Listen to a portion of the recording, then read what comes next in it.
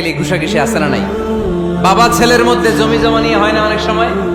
বাবা কয় এই জমি তুই পাবি না, পোলায় কয় আমার এই দিবা তুমি। বাপে কয় না দিমু না, পোলায় কয় দিবা। বাপে কয় তোরে তেজ্য পুত্র করে দিলাম, পোলায় কয় তোমার মাথায় আমি কূপ মাইরা দিলাম। আছে না? লেগে গেল, মারাত্মক ঝগড়া। হাজবেন্ড ওয়াইফের মধ্যে এগুলো আর হয় না, তাই না? রাগারাগি হ্যাঁ বেশি হয়। কিশোরগঞ্জে এগুলো আছে। আহা, খবরদার, এগুলোকে বাড়তে দেয়া যাবে না। শয়তান খালি গুতায়। শয়তান চায় কি করে ফ্যামিলিকে ব্রেক ডাউন করা যায়। শয়তান একটা আরশের উপর বসে, অন্য শয়তানরা এসে বলে আমি ওজনে কম দেওয়াইছি, আরে কিছুই খরচ নেই। আরেকজন এসে বলে আমি সুদ খাওয়ানোর ব্যবস্থা করে দিয়ে আসছি, আরে এটা কিছুই না। আরেকজন এসে বলে মাদ্রাসায় যাচ্ছিল আমি সরাই দিছি, আরে এটা কিছুই না। আরেক শয়তান এসে বলে আমি স্বামী স্ত্রীর মধ্যে বিচ্ছেদ ঘটাই দিছি। ইবলিশ শয়তান তখন এটারে নিয়ে নাচতে শুরু করে দেয়। এজন্য স্বামী স্ত্রীর মধ্যে ঝগড়া আছে না নাই? হাজবেন্ড বলে একটা, ওয়াইফ বলে আরেকটা, আছে না নাই?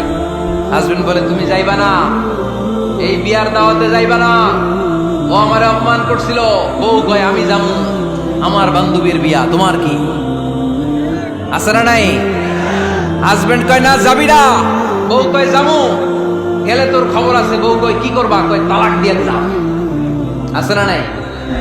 ছোট্ট ঝগড়া থেকে মাথা গরম করে রাগের মাথায় তালাক দিয়ে ফেলে। এজন্যই রাগ ভয়ঙ্কর। এর রাগের কারণে বন্ধু বন্ধুর সম্পর্ক নষ্ট হয়, হাজবেন্ড ওয়াইফের মধ্যে ডিভোর্স হয়ে যায়, বাবা ছেলের মধ্যে সম্পর্ক ছিন্ন হয়ে যায়। এটা ঝড়ের মতো। এজন্য মুমিনরা চাইলেই চট করে রেগে যেতে পারে। এজন্য রাগ নিয়ন্ত্রণের দরকার আছে না নাই?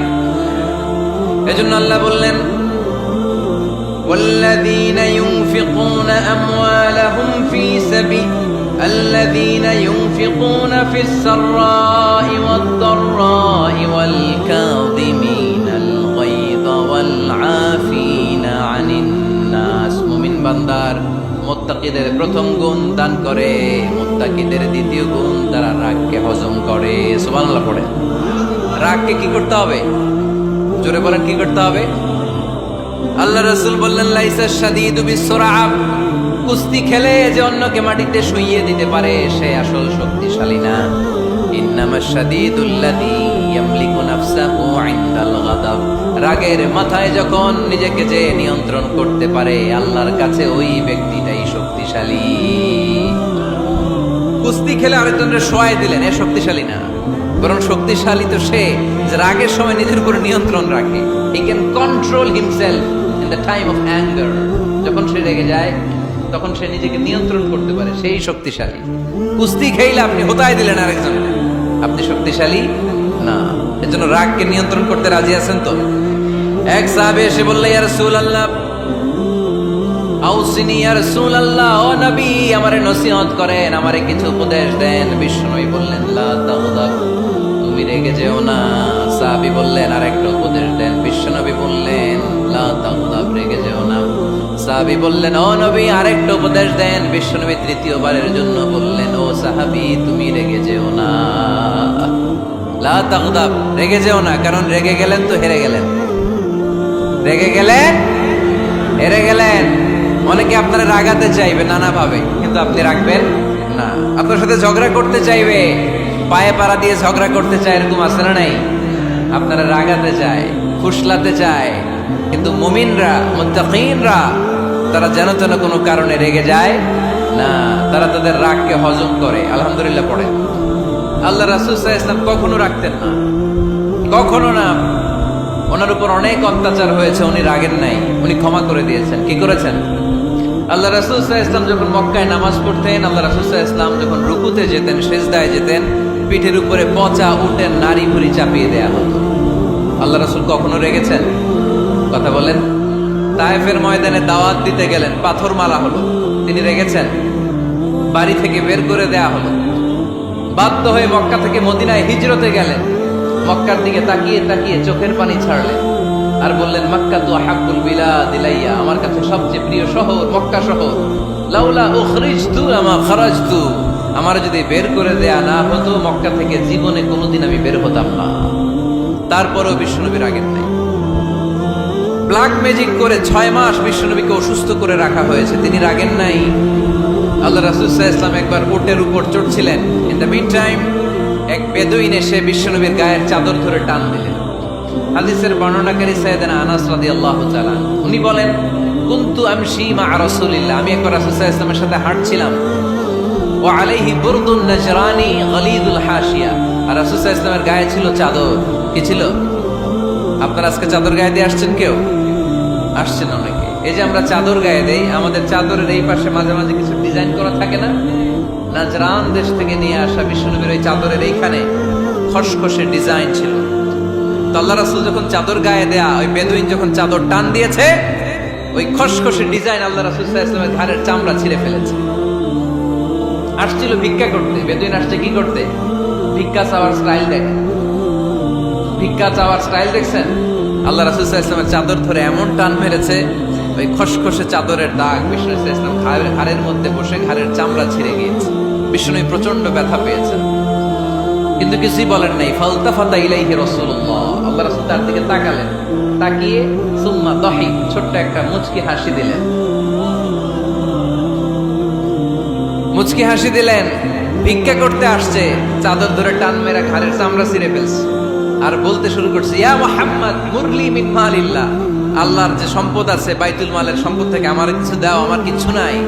আল্লাহ রাসূল সাল্লাল্লাহু আলাইহি ওয়াসাল্লাম ফাদাহিক, একটা মুচকি হাসি দিলেন, দিয়ে সে যা চেয়েছে তার হাতে সেটা উঠিয়ে দিলেন। চিল্লায় পড়েন সুবহান। তার মানে আমার নবী সহজে রাখতেন না। ওনার গায়ের উপর, দেহের উপর অত্যাচার করা হলে বিষ্ণু সাল্লাল্লাহু আলাইহি ওয়াসাল্লাম কখনো রাগেন নাই। মারা হয়েছে, পাথর মেরে রক্তাক্ত করা হয়েছে, পিটানো হয়েছে, আল্লাহ রাসূল সাল্লাল্লাহু আলাইহি ওয়াসাল্লাম কখনো রাগেন নাই।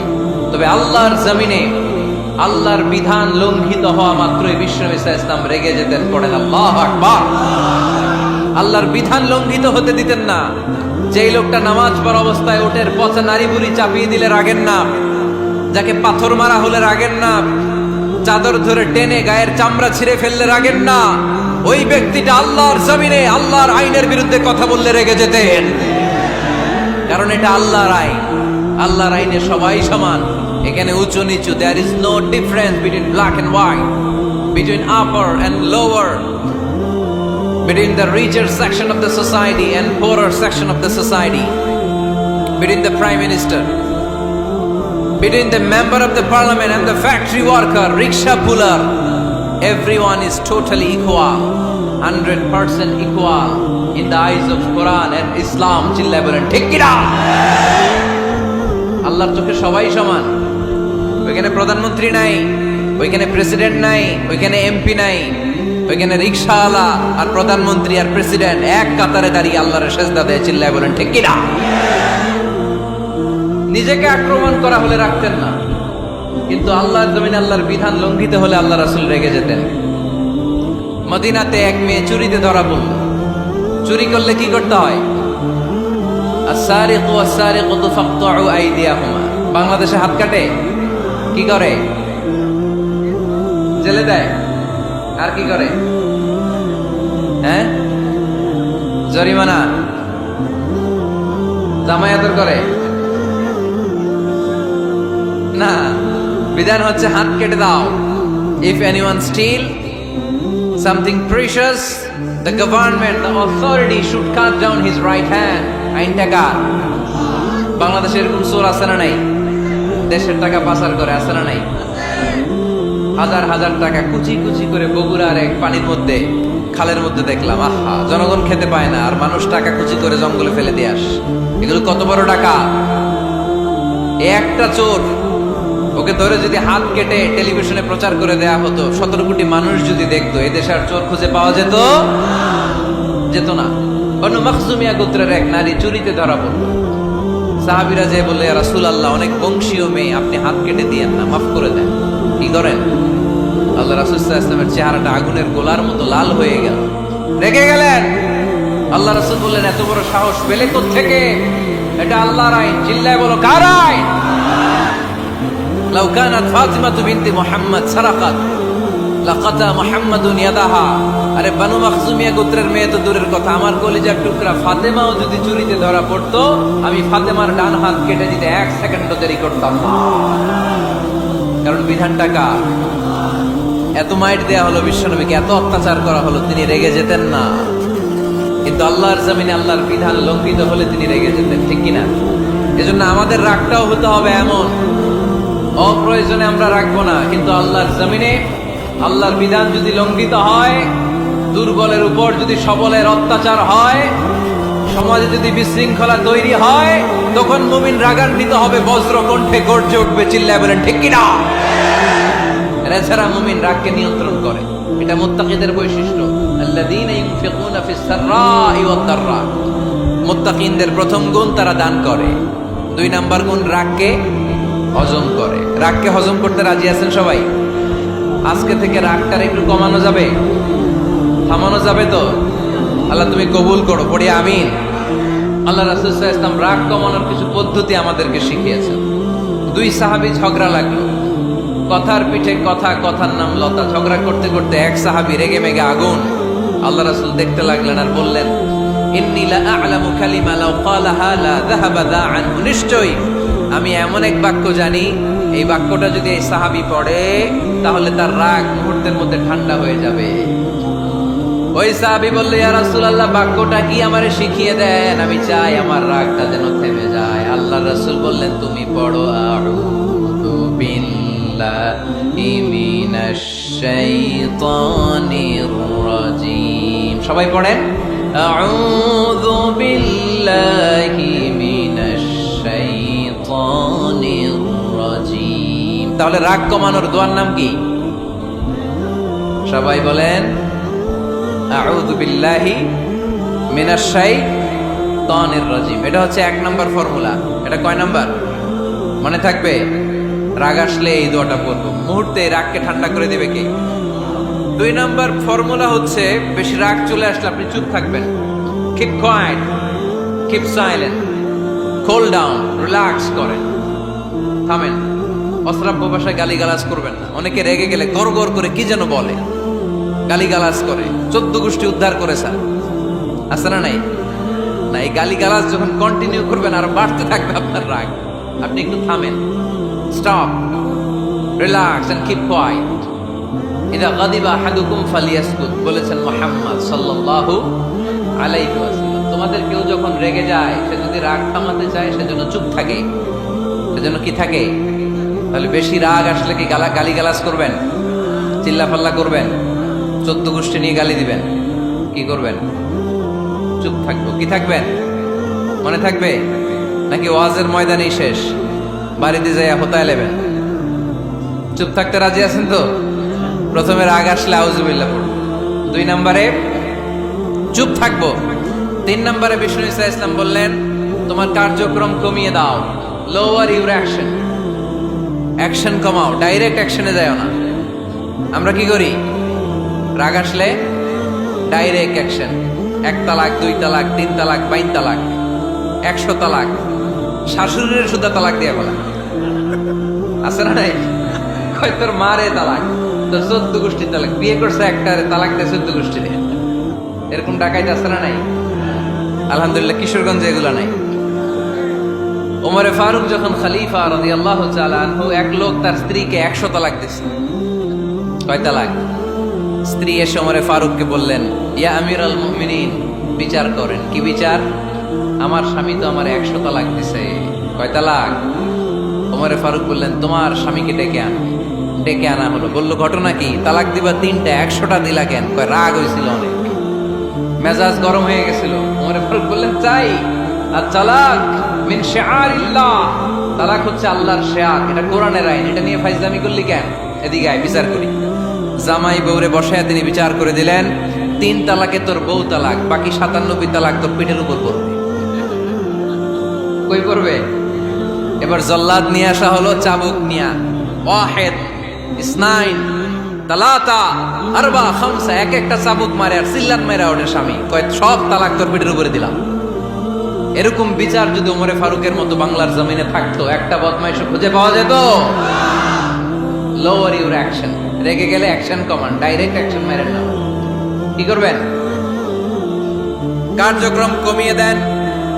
আল্লাহ রাসূল সাল্লাল্লাহু আলাইহি ওয়াসাল্লাম বললেন, ইযা গাদিবা আহাদুকুম ওয়া হুয়া কায়েম, দাঁড়িয়ে থাকা অবস্থায় যদি কেউ রেগে যায়, ফালিয়াজলিস, সে যেন বসে যায়। ফাইন যাহাবা আনহুল গাদাবু ওয়া ইল্লা ফালইয়াত্তাজি, বসে যাওয়ার পরেও যদি তার রাগ কমে না যায় সে যেন শুয়ে যায়। সুবহানাল্লাহ পড়েন। দাঁড়িয়ে থাকা অবস্থায় রাগ আসলে কি করবেন? বসা অবস্থায় রাগ আসলে, শোয়া অবস্থায় রাগ আসলে ঘুমায় যাবেন। অনেক ভালো মানুষ এলাকার লোকেরা। শোয়া অবস্থায় রাগ আসলে চোখ বন্ধ করে ঘুমায় যাবেন, এরপর সুন্দর সুন্দর স্বপ্ন দেখতে শুরু করবেন। রাগ আর নাই। কত সুন্দর ফিলোসফার ছিল বিষ্ণু ইসলাম। এই কথাগুলোর দাম কত জানেন? ওজন কত জানেন? কিভাবে আমাদেরকে তিনি সভ্য বানাতে চেষ্টা করেছেন, কিভাবে আমাদেরকে সুখী সমৃদ্ধ মানুষ বানাতে চেষ্টা করেছেন। দাঁড়িয়ে থাকলে যদি রেগে যাও বসে পড়ো, বসে গেলেও যদি রেগে যাও শুয়ে পড়ো। সুবহানাল্লাহ পড়েন। তার মানে রাগ কমানোর 1 নাম্বার ফর্মুলা আউযুবিল্লাহ পড়বেন, 2 নাম্বার ফর্মুলা চুপ থাকবেন, 3 নাম্বার ফর্মুলা অ্যাকশন কমিয়ে দিবেন, দাঁড়ালে বসবেন, বসে থাকলে শুয়ে যাবেন। 4 নাম্বারে বিশ্বনবী বললেন তারপরেও যদি তোমার রাগ কমে না যায় ঠান্ডা পানি দিয়ে ওযু করো, রাগ কমায় দিবে কে?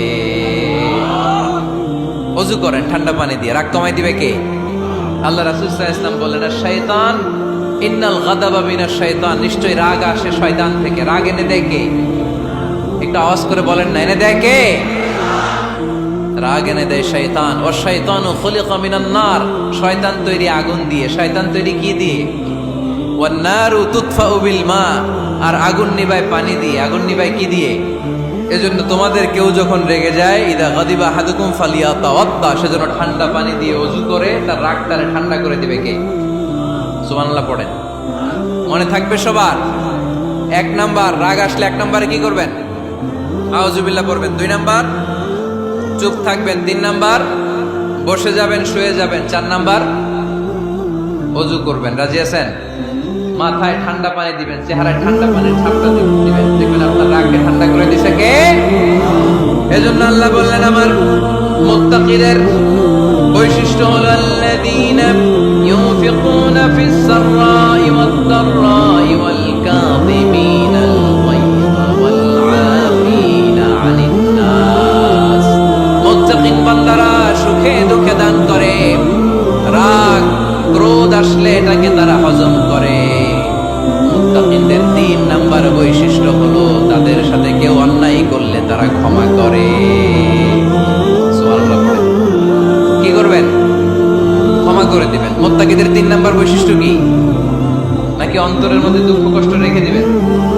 অনেকে আছে অতীতের কষ্ট ভুলতে চায় না, ভুলতে পারে না। কেউ আপনারে ধমকি দিছিল, কেউ আপনার সাথে খারাপ আচরণ করছিল, কেউ আপনারে গালি দিছিল, অনেকে এটারে পেলে পুষে অন্তরে বড় করে রাখে, আছে না নাই? ভুলতে চায় না। মনের ভেতরে রাগ পেলে পুষে রাখা ঠিক না। মনে মনে কয় তুই আমারে মারছিলি, আমি তোরে মার, তুই আমারে অপমান করছিলি ওই দিন, যদি একদিন সুযোগ পাই তোরে হতা এলাম। আছে না এরকম? সেই 20 বছর আগে আপনারে সে অপমান করছে, ওইটারে পেলে পুষে আপনি অন্তরে নিয়ে বয়ে বেড়াচ্ছেন। আর এই হিংসা ক্ষোভ যদি রাগ ভিতরে রাখেন, এটা আপনারা কোনো বান্দা যদি তার অন্য কোনো ভাইকে ক্ষমা করে দেয়, আল্লাহ তাআলা এই ক্ষমাকারীর সম্মান আর মর্যাদাকে বাড়িয়ে দেয়। আল্লাহ তাআলা নিজে ক্ষমাশীল, তিনি ক্ষমা করাকে পছন্দ করেন, তাই আমাদের বেশি বেশি ক্ষমা করা দরকার। এজন্য এখন কেউ যদি আপনার সাথে খারাপ আচরণ করে, আপনার উপর জুলুম করে, অন্যায় করে, কি করবেন? মাফ করে দিবেন। মাফ করতে রাজি আছেন তো? আচ্ছা সবাই বুঝে শুনে উত্তর দেন।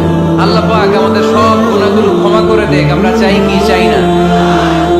আল্লাহ আমাদেরকে মাফ করুক, আমরা চাই কি চাই না? দেখেন আমরা কিন্তু ঠিকই আল্লাহর কাছে ক্ষমা চাই, কিন্তু আমরা নিজেরা নিজেদেরকে ক্ষমা করতে পারি না। নিজেরা নিজেদেরকে ক্ষমা করি না। সে আমার সাথে খারাপ আচরণ করছে, আমি ক্ষমা করতে পারি না। ও আমারে গালি দিছিল, আমি ক্ষমা করি না, কিন্তু আমি কিন্তু ঠিকই আল্লাহর কাছে ক্ষমা চাই। মনে রাখবেন কিশোরগঞ্জের ভাইয়েরা, আল্লাহর কাছ থেকে ক্ষমা পেতে হলে আগে ক্ষমা করতে হবে। ঠিক কিনা বলেন? আল্লাহর কাছ থেকে ক্ষমা পেতে হলে আগে কি করতে হবে? ক্ষমা করে দিতে হবে। ইন্নাল্লাহা আল্লাহুম্মা ইন্নাকা আফুউন তুহিব্বুল আফওয়া ফাআফু আন্নী। হে আল্লাহ, আপনি ক্ষমাশীল, আপনি ক্ষমা করাকে পছন্দ করেন। আল্লাহ আপনি আমাকে ক্ষমা করে দেন। কদরের রাতে আমরা এই দোয়া করি না যে আল্লাহ আপনি ক্ষমাশীল, আল্লাহ আপনি ক্ষমা করাকে পছন্দ করেন, আল্লাহ আপনি আমাকে ক্ষমা করে দেন। আল্লাহর কাছে আমরা ক্ষমা চাই, কিন্তু কিন্তু আমরা নিজেরা নিজেদেরকে ক্ষমা করতে পারি না। আপনি যদি মুত্তাকি হতে চান, আগে মানুষকে ক্ষমা করতে হবে। রাজি আছেন তো? আল্লাহ রাসূল সাল্লাল্লাহু আলাইহি ওয়াসাল্লাম যে কোনো পরিস্থিতিতে, যে কোনো অত্যাচারের বিপরীতে তিনি ক্ষমা করে দিতেন। সুবহানাল্লাহ পড়েন।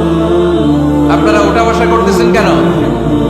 দোয়া করে দেই না? এখনই দোয়া হয়ে যাবে, বসেন। এখনই দোয়া করে দিচ্ছি। কষ্ট হচ্ছে আপনাদের, আমি জানি, অনেক গাদাগাদি, না বললে তো হবে না। এখানে অনেক কষ্ট হচ্ছে আপনাদের। মুত্তাকিদের 5টা বৈশিষ্ট্যের কথা বলেছিলাম, কয়টা? 1 নম্বরে দান করে, 2 নম্বরে রাগকে কমায়, 3 নম্বরে কি করে দেয়? ক্ষমা করে দেয়, মাফ করে দেয়। এজন্য মাফ করার বৈশিষ্ট্য অর্জন করতে হবে প্রিয় ভাইরা। আমরা অনেকেই অন্যের ব্যাপারে অনেক তিক্ত অভিজ্ঞতা, আমারে গালি দিছিল, আমারে ঠকাইছিল, এগুলো ভুলতে পারি না। আছে না নাই? এগুলো ভুলে যান। ভুললে দেখবেন সব ঠান্ডা, হৃদয়টা ঠান্ডা। এবং এটা গবেষণায় প্রমাণিত হয়েছে, যারা অন্যকে ক্ষমা করে দেয় এদের রাতের ঘুম ভালো হয়। যারা অন্যকে ক্ষমা করে দেয় এরা স্বস্তিতে থাকে, এদের কোনো মেন্টাল স্ট্রেস থাকে না, এদের হার্ট অ্যাটাক হয় না, এরা স্ট্রোক করে না। আলহামদুলিল্লাহ পড়ে। আল্লাহ রাসূল সাল্লাল্লাহু আলাইহি সাল্লাম একটা ভরা মজলিসে বললেন, এখন এক সাহাবী এসে এখানে বসবে, এই সাহাবীটা জান্নাতি। সব সাহাবারা অবাক, না জানি তিনি কার কথা বললেন। সবাই দেখতে পেলেন, ইন দ্য মিন টাইম এক আনসারী সাহাবী এসে এই জায়গাটাতে বসলো। তার কয়েকদিন পরে আরেকটা ভরা মজলিসে আল্লাহ রাসূল বললেন, এখন এই মাত্র এক সাহাবী এসে এখানে বসবে, এই সাহাবীটা জান্নাতি। ঠিক ওই দিনও ওই আনসারী সাহাবীটা এসে ওইখানে বসেছে। আবার কয়েকদিন পরে আল্লাহ রাসূল সাল্লাল্লাহু আলাইহি ওয়াসাল্লাম বললেন, এই মুহূর্তে এই মজলিসে এমন এক সাহাবী ঢুকবে, এই সাহাবীটা জান্নাতি। সবাই খেয়াল করে দেখলো, ওই যে আনসারী সাহাবীর কথা রাসূল সাল্লাল্লাহু আলাইহি ওয়াসাল্লাম আগে বলেছিলেন, ওই সাহাবী এসে ইন দ্য মিন টাইম ওই জায়গায় বসেছে। চিল্লায় পড়েন সুবহানাল্লাহ। সব সাহাবীরা অবাক হয়ে গেলেন, ঘটনা কি? কি এমন গোপন আমল করে এই সাহাবী, যে গোপন আমলের কারণে তিনটা ভরা মজলিসে বিশ্বনবী এই সাহাবীকে বললেন জান্নাতি। সাইয়েদনা আব্দুল্লাহ ইবনে আমর ইবনুল আস গোপন তথ্য বের করার জন্য এই সাহাবীর বাড়িতে চলে